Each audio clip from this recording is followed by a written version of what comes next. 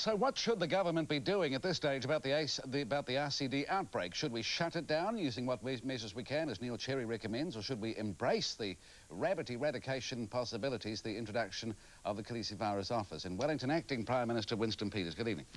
Good evening. Strong words, you've just seen them, just heard them. Strong words from Neil Cherry, Acting Prime Minister, and from Alvin Smith as well. Go to a full foot-and-mouth type quarantine contingency. Is that your view at this stage? Well, we're trying to get a fix on just how widespread this virus is and over what areas and how many areas are involved. And it's very early days, and we're doing all we can to try and assess that, assess whether or not there is a natural spread or whether it's being intervened or assisted by manual assistance. These are things that we are just unable to determine at this point in time because laboratory tests are required and they'll take some time to deliver their results on. This government and every member of it is sympathetic with the pests with respect to rabbits that the farmers down there face. But that said, we are gravely alarmed at what's happened here, and I think the indicators very clearly are that there has been human intervention and a breach of the law. Nevertheless, though, back to the scientists, do you share their worries that so little is known about so many aspects of this virus that we might have to move to a full eradication program? If that is possible, yes, it may be that, well, is what we should be doing. Whether that's now capable of being done is a different question, but I do, and I'm sure the government does, and its members do, have a concern that we don't know enough about this virus. You know, examples of research in, for example, Tel Aviv demonstrate the proximity of, for example, the characteristics of both rabbits and human beings. In China, the capacity of this virus to infect human blood, particularly blood type O. These are the types of concerns which, whilst those farmers might be pleased at this point in time, if there is a spread to other animals and, heaven forbid, human beings, then there'll be cause for acute anxiety in New Zealand. Well, indeed, and we have tonight, the Ministry of Health Minister, Acting Prime Minister, is quoted as saying that RCD represents no threat to human beings. Now, we've just had Alvin Smith, who's been studying this for 25 years. He says there isn't sufficient research to make a statement like that at all. Would that statement for the ministry concern you? Well, it does concern me, and to this extent, that Tel Aviv and Israeli, Chinese, and I've said University of Oregon research is of such a indeterminate nature at this point in time, given the recent nature of this virus, that we don't know. And if what you don't know, you must prepare to cover the very worst.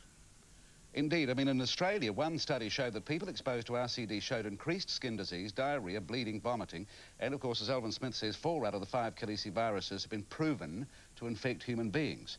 That would be enough to cause real doubts, wouldn't it, Acting Prime Minister, about the virus? Well, look, that was one of the principal reasons why the government was concerned on the question of introduction or otherwise just a short while ago. And in the end, the chief virologist for MAF decided against it.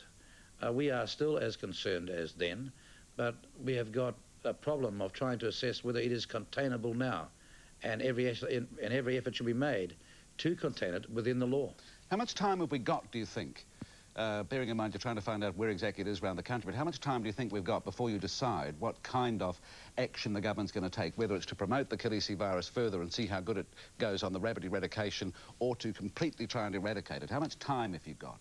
Promotion of it is not at issue at this point in time, and it is not a resolved course at this point in time for this government. Our view is to contain it, if that is at all possible, but emerging evidence sort of on the hour demonstrates that it may be well outside of the governmental control.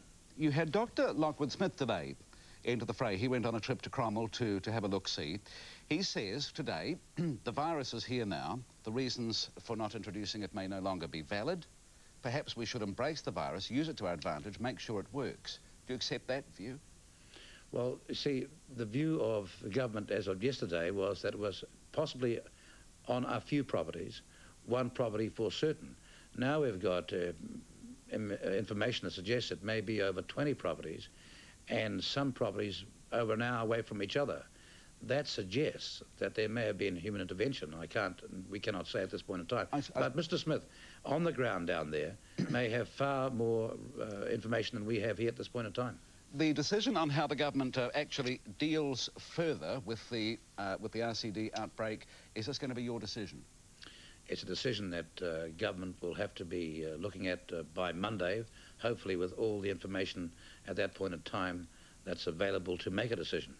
At this point in time, we cannot make one. I thank you very much indeed for your time. Thank you. Acting Prime Minister Winston Peters. Now to the fax machine. I suggested you send us a few faxes last night on the matter of the calicivirus from somebody with the pseudonym Just a Viewer. Says the people responsible for the release of the virus obviously don't care what the rest of New Zealand thinks. Should the rest of New Zealand care if some eco-terrorist released foot and mouth disease in Otago, says Just a Viewer. This one from Andrew Anderson. A couple of years ago, says, I went shooting on the eastern shore of Lake Hawea in less than 2 miles of road, and within 1 hour, he says, we'd shot 23 rabbits, 17 possums, 3 feral cats and 1 ferret. He says the introduction of RCD is long overdue. Signed, Andrew Anderson. And from Ian at Alexandra in central Otago, right on the fringe of RCD country, he says some of the blame has to be laid, he says, at the door of our politicians who spent so long dithering with the decision about the release of the virus and then failed to hear the despair and frustration that was being felt in some areas of the country. That's a fact from Ian from Alexandra. We have just heard that the virus, the RCD virus, calicivirus, has been confirmed on a second farm now. So up to this point, only Donald Young's farm was known to have dead rabbits, confirmed dead from RCD, we understand, in the Cromwell area. Is that, Hunter? In the Cromwell area, confirmation from MAF now that rabbits have been confirmed dead from RCD on another farm in Cromwell. Now, away from the RCD to the arts, to the stage, to the spotlight, that's where Terry Crouch has found herself in the spotlight. She learnt her craft in the cow shed, humming to the cows, and now she's landed the lead role in a very big musical opening in Melbourne in October, so another New Zealand star for Australia. Terry Crouch's Rise to Stardom is next.